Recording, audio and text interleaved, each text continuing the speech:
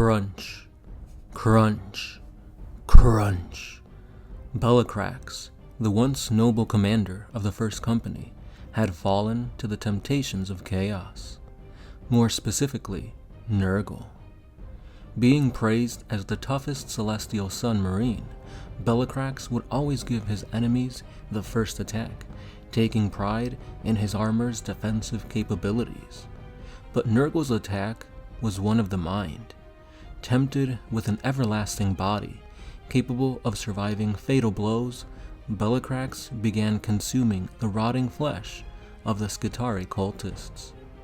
He slowly recruited Marine after Marine to his cause, and by the time the Edict of Obliteration had been enacted, chaos had rotted away a large portion of the 11th's forces.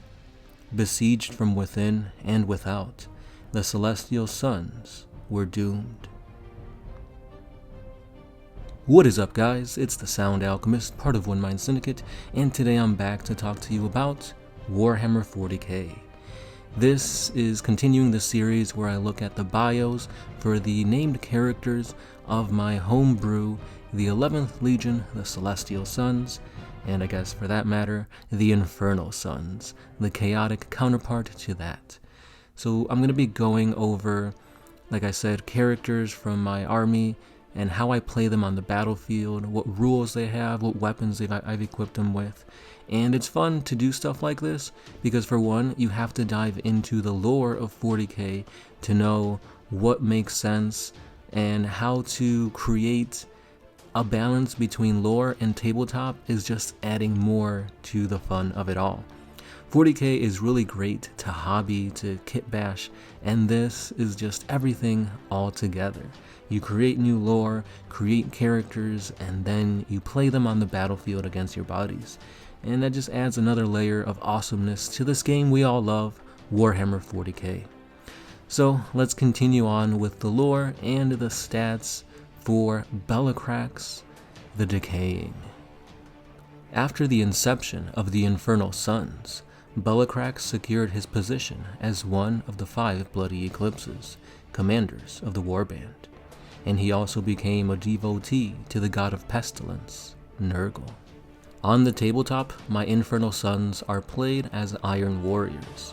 I have a heavy focus on demon engines, and I try to sprinkle in psychers whenever and wherever I can to best suit the lore for this army. Belakrax used to be fielded as a warpsmith, and I'd have him accompany 2 Mauler Fiends and a Lord Discordant into battle, but the issue is that he's just too slow. He just couldn't keep up with the main force, and he'd get shot up or taken apart systematically in pretty much all the games. So I tried placing him in the front, but then he'd just get shot up, which would kind of divert fire away from the main threat of my Mauler Fiends. Again, it wasn't working either way. If he did make it when he was behind them, kind of like tucked away so that they couldn't see him, he'd make it into combat and he just wouldn't do enough. If anything, he'd be able to heal them, like the Mauler Fiends, once before the enemy knew, oh, I gotta get rid of this guy. And he was just doing too little, too late, in my opinion. So now I've been fielding him as a Terminator Lord. I had to go with the Mark of Nurgle, because obviously he's a devotee to Nurgle. He's all about tankiness, and I figured, why not? He's basically a force multiplier, so I ran him as a Chaos Lord in Terminator armor. I went with the artifact, the Axe of the Forge Master, because that thing is just a beast. Like, this axe can just cleave through anything.